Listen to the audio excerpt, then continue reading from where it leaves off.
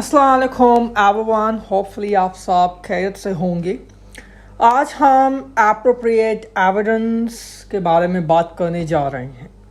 हम जानते हैं कि एविडेंस सफिशेंट और एप्रोप्रिएट होना चाहिए। एप्रोप्रिएट एविडेंस का क्या मतलब है, इसी को हम इस वीडियो में क्लियर करने जा रहे हैं। देखिए, एप्रोप्रिएट एविडेंस तभी एविडेंस एप्रोप्रिएट होता है जब वो एविडेंस रिलायबल और रेलेवेंट हो। रिलायबल और रेलेवेंट का क्या मतलब है, लेट्स सी। रिलायबल एविडेंस का मतलब है कि वो एविडेंस रिटन होना चाहिए, ओरिजिनल होना चाहिए, एक्सटर्नल होना चाहिए और डायरेक्ट होना चाहिए। यानी कि जिस एविडेंस में ये चारों फीचर्स होते हैं वो एविडेंस कहलाता है रिलायबल, राइट। यानी कि एविडेंस को रिटन में होना चाहिए, ना कि ओरल में। अगर मुझे एज एन ऑडिटर कंपनी के बैंक बैलेंस को कंफर्म करना है, हमें मालूम है कि कैश बुक में कंपनी का बैंक बैलेंस नज़र आता है। मैंने फ़ोन लगाया बैंक मैनेजर को, एज एन ऑडिटर मैंने कंफर्म करना था बैंक बैलेंस। मैंने उनको बताया कि क्या कंपनी का बैलेंस $100,000 है। बैंक मैनेजर ने कंफर्म कर दिया। मैंने क्या कहा, 100,000, जबकि वो 1 मिलियन था। एक ज़ीरो कम लगा के मुझे बैंक मैनेजर ने कंफर्म कर दिया। उसको पता ही नहीं चला कि मैंने 100,000 कहा और वहाँ पर 1000 था। एनीवे, ओरल एविडेंस मुझे हासिल हुआ। क्या ये ओरल एविडेंस जो मुझे हासिल हुआ, इसमें मिस्टेक्स के चांसेस हैं? बिल्कुल हैं। इसीलिए रिटन एविडेंस बेहतर है। जो चीज़ रिटन में आ जाती है एज एन एविडेंस, आप कंफर्म कर लेते हो। फिर अगर मैं यूँ कहूँ कि रिटन में जो एविडेंस आता है वो फ्यूचर में यूज़ हो सकता है। अगर फ्यूचर में डिस्प्यूट्स को सेटल करना हो, आपके पास रिटन में एविडेंस मौजूद होता है, तो आप अपने डिस्प्यूट्स को इजीली सेटल कर सकते हो, ना कि ओरल जो कही हुई बात है उसके थ्रू। जो आप कहते हो उसकी कोई रिलायंस नहीं होती। बंदे झूठ बोलते हैं, हमने तो कहा ही नहीं था, ऐसा नहीं कहा था, हमने यूं कहा था। सो ओरल एविडेंस की कोई इंपॉर्टेंस नहीं है। Everything should be in written, तभी वो रिलायबल एविडेंस है। इसी तरह से एविडेंस एक्सटर्नल पार्टी से मिलना चाहिए। एक्सटर्नल पार्टी का मतलब ये है कि एविडेंस कंपनी का अपना ना हो। जैसे अगर आपने बैंक बैलेंस को वेरीफाई करना है, फाइनेंशियल्स में, बैंक स्टेटमेंट में, बैलेंस शीट में बैंक का बैलेंस आता है, आपने कैश बुक उठाया, वहाँ पे भी वही बैलेंस था। क्या इसका मतलब ये है कि आपने कैश बुक पे रिलायंस फॉर्म करनी है? नहीं, क्योंकि कैश बुक कंपनी की अपनी जो है वो रिकॉर्ड्स है, कंपनी की अपनी बुक्स हैं। आपने बैंक से कंफर्मेशन लेनी है, आपने बैंक कंफर्मेशन लेनी है, यानी कि एक्सटर्नल कंफर्मेशन आप बैंक को भेजें, उनसे आप रिप्लाई मांगी या उनसे बैंक स्टेटमेंट मांग लें। सो दोनों एक्सटर्नली कंफर्म्ड हो रहे हैं बैलेंसेस। इसी तरीके से अगर आपको डेटर का बैलेंस वेरीफाई करना है, आप डेटर को कंफर्मेशन भेजें, लेटर में आप लिखें कि आप हमें बताएं कि इस कंपनी को आपने कितना बैलेंस देना है। सो वो आपको कंफर्म कर देगा। इससे क्या होगा, आपको एक एविडेंस मिलेगा जो कि एक्सटर्नल पार्टी से मिलेगा। डेटर कंपनी का अपना नहीं है, ठीक है ना। जिसने माल लिया है उधार पे वो अलग पार्टी है, वो एक्सटर्नल टू द कंपनी है, थर्ड पार्टी है। सो उनसे अगर आपको एविडेंस मिल जाता है, वो कंफर्म कर लेते हैं कि जी हाँ हमें इतना बैलेंस देना है, हमने इतनी ही सेल्स करी हैं, गुड इनफ। अगरचे वो कंपनी खुद आपको कहती है कि जी हाँ ये देखें हमारे पास इनवॉइसेस हैं, हमने सेल करी हुई है, तो भाई ये इनवॉइसेस झूठी भी हो सकती हैं, आपने अपनी कंपनी में बनाई हुई हैं इनवॉइसेस। मुझे एक्सटर्नल पार्टी से कंफर्म करना है कि वाकई उन्होंने सेल्स करी हैं या नहीं करी, या आपने ऐसे ही सेल्स धड़ाधड़ लगा दी झूठी इनवॉइसेस बनाकर।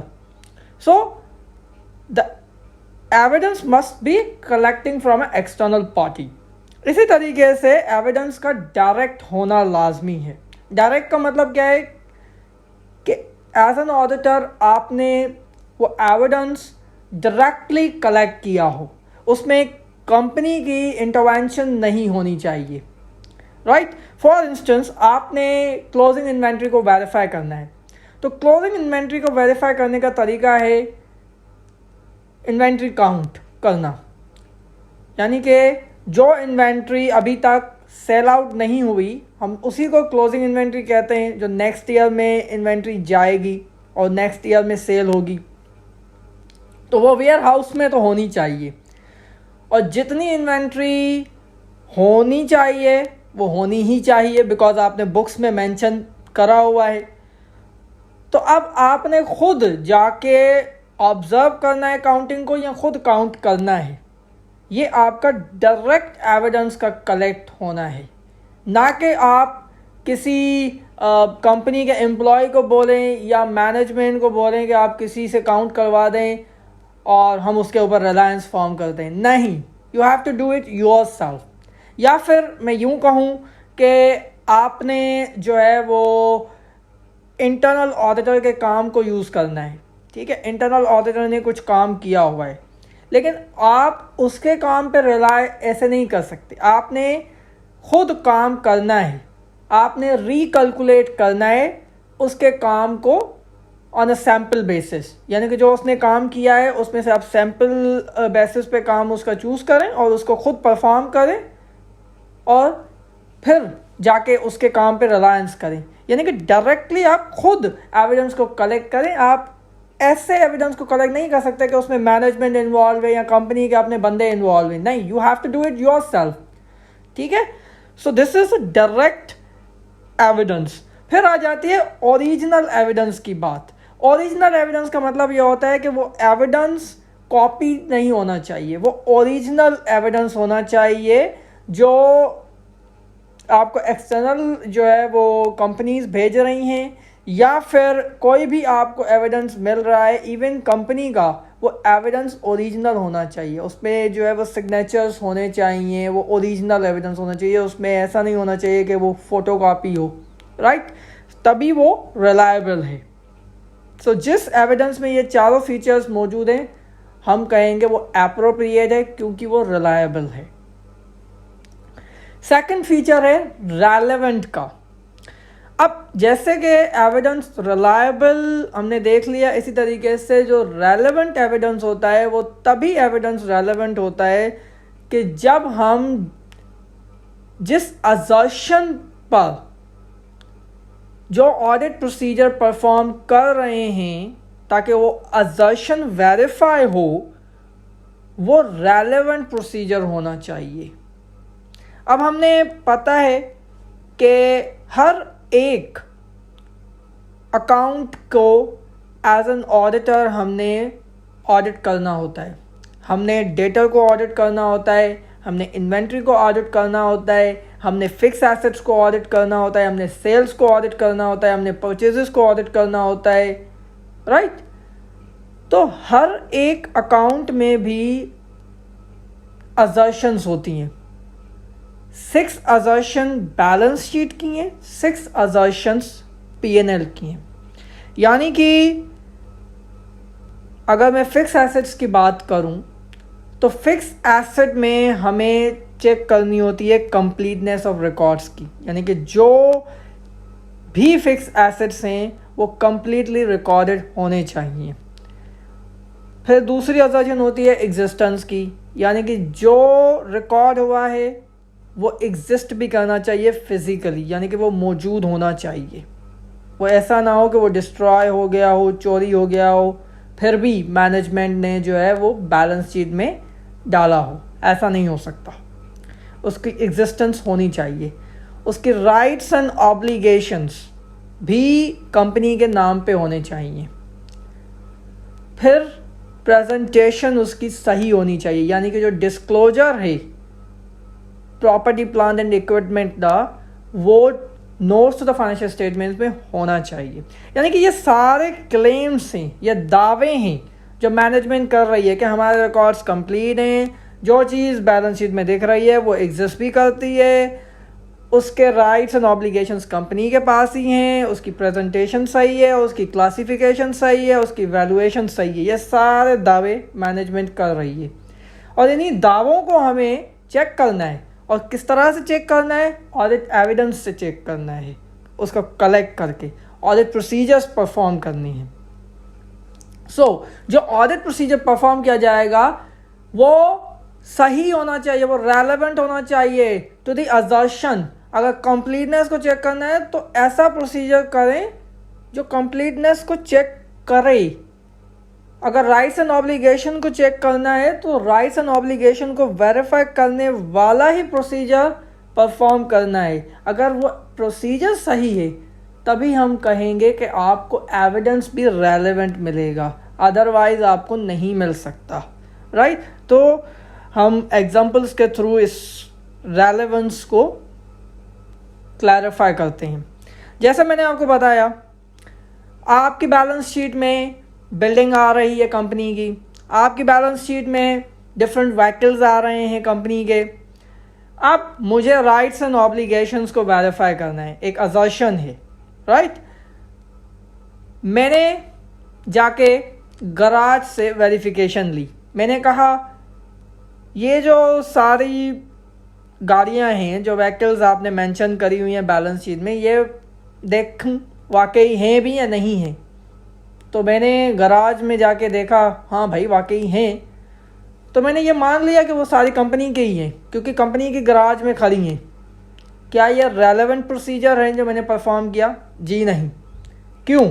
क्योंकि मुझे राइट्स एंड ऑब्लिगेशंस को वेरीफाई करना था, मुझे एग्जिस्टेंस को वेरीफाई नहीं करना था। मुझे ये नहीं देखना था कि क्या वो वाकई ही एग्जिस्ट करती हैं या नहीं करती। एग्जिस्टेंस के लिए ये प्रोसीजर सही था कि मैं गराज में जाके देखूं कि वो मौजूद हैं या नहीं हैं, लेकिन राइट्स एंड ऑब्लिगेशंस के लिए ये प्रोसीजर सही नहीं है, क्योंकि rights and obligations legal documentation से वेरीफाई होगा, टाइटल डीड्स से वेरीफाई होगा। मैं देखूंगा कि ये जो व्हीकल बैलेंस शीट में है वो कंपनी के नाम पे है भी या नहीं, उससे ही तो राइट्स एंड ऑब्लिगेशंस का पता चलेगा। ऐसा तो नहीं पता चलेगा कि कोई भी गाड़ी खड़ी है मैं मान लूँ कि भाई कंपनी की ही है, नहीं। इसी तरीके से अगर मुझे डेटर्स की एग्जिस्टेंस को मालूम करना है, यानी कि जो कंपनी ने सेल्स रखी हुई हैं पीएनएल में और डेटर्स इंक्लूड किए हुए हैं बैलेंस शीट में, क्योंकि अगर आप क्रेडिट सेल्स करोगे तो एक तरफ से आपकी सेल्स इंक्रीज होगी और दूसरी तरफ से डेटर्स आपके जो है वो इंक्रीज होंगे। तो अगर मुझे वो वेरीफाई करना है कि वाकई सेल्स हुई हैं या नहीं हुई हैं, तो इसके लिए मैं क्या प्रोसीजर परफॉर्म करूं? क्योंकि मसला ये होता है कि बोगस सेल्स इंक्लूड की जाती हैं। कंपनी को पता है कि हम सेल्स बढ़ाएंगे तो प्रॉफिट भी बढ़ेगा, डेटर्स बढ़ाएंगे तो एसेट्स भी बढ़ेंगे, ठीक है।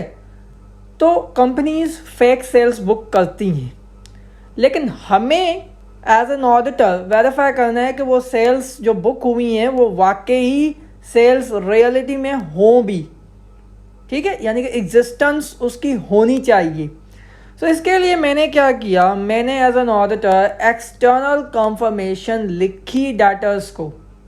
मैंने कहा आप हमें बताएं आपने कितनी सेल्स उधार पे इस कंपनी से की हैं। उनकी तरफ से रिप्लाई आया, माशाल्लाह से रिप्लाई बिल्कुल सही आया। जितनी सेल्स कंपनी ने रिकॉर्ड की थी उतनी ही सेल्स मुझे देखी। क्या ये प्रोसीजर रेलेवेंट था? बिल्कुल ये रेलेवेंट था, क्योंकि जितनी लिखी गई हैं सेल्स उतनी एग्जिस्ट भी करती हैं, उतनी अकल भी हुई हैं, राइट? ऐसा नहीं है कि सेल्स हुई नहीं है और कंपनी ने रिकॉर्ड कर दी। तो मुझे एग्जिस्टेंस इससे वेरीफाई हो गई। ये प्रोसीजर रेलेवेंट था सेल्स की एग्जिस्टेंस को वेरीफाई करने के लिए। अब आते हैं हम बाउंसर की तरफ। लायबिलिटीज़ को चेक करना है। कौन सी लायबिलिटी को? अकाउंट पेएबल्स को, क्रेडिटर्स को, यानी कि जिससे हमने उधार पे माल खरीदा है हमने उसको वेरीफाई करना है। लायबिलिटीज़ नेगेटिव फिगर होती है। कंपनीज चाहती हैं कि कम से कम लायबिलिटीज़ को दिखाया जाए। अब मैंने कहा कि क्या ये रिकॉर्ड्स कंप्लीट हैं? क्या जितनी लायबिलिटीज़ ईयर में हुई हैं वो रिकॉर्ड की गई हैं या नहीं की गई? और मैंने कहा कि इसी तरह से हम भी कंफर्मेशन भेजते हैं अपने क्रेडिटर्स को। मैंने कहा आपको कितना बैलेंस इस कंपनी ने देना है, पे करना है, कितना माल उधार पे ख़रीदा है इस कंपनी ने। उन्होंने कहा इतना माल ख़रीदा है। मैंने कहा जी हाँ ठीक है, और वो उतना ही माल उन्होंने कहा जितना लिखा हुआ था। मैंने कहा ठीक है, मगर क्या ये procedure external confirmation to the payables ये सही है टू चेक द कंप्लीटनेस? नहीं। क्यों? क्योंकि external confirmation to the payables उसी बैलेंस को वेरीफाई करेगा जो बैलेंस बुक्स में मौजूद है। मुझे तो ये वेरीफाई करना था कि जो नहीं है, क्या रिकॉर्ड्स कंप्लीटली रिकॉर्डेड हैं या नहीं हैं। अब कुछ लायबिलिटीज़ ऐसी हैं जो मैंने दूसरे जो है वो क्रेडिटर से ख़रीदी हुई हैं, वो डाली ही नहीं है रिकॉर्ड्स में कंपनी ने। वो मुझे कैसे वेरीफाई हो सकता है? मुझे तो पता ही नहीं है। मैं तो उन्हीं को कंफर्मेशन भेजूंगा जो मौजूद हैं, वो तो मुझे बैलेंस बता देंगे। लेकिन मुझे तो उनसे कंफर्म करना है जो नहीं है, तो वो मैं कैसे कंफर्म करूं? यानी कि ये जो प्रोसीजर परफॉर्म किया गया ये गलत था। आपने क्या करना है? आपने उठानी है इनवॉइसेस, यानी कि जो थर्ड पार्टी की तरफ से इनवॉइसेस आई होंगी, आपको जो पेमेंट करनी होगी वो आप चेक करें सैम्पल बेसिस पे कि वो रिकॉर्ड हुई हैं या नहीं हुई हैं। इससे आपको जो है वो वेरिफिकेशन मिल जाएगी कि जितनी इनवॉइसेस बाहर पड़ी हुई हैं वो रिकॉर्ड भी होनी चाहिए। अगरचे नहीं होंगी तो इनकम्प्लीट रिकॉर्ड्स होंगे। सो रेलेवेंट प्रोसीजर परफॉर्म करने से ही आपको रेलेवेंट एविडेंस मिलेगा, अदरवाइज नहीं।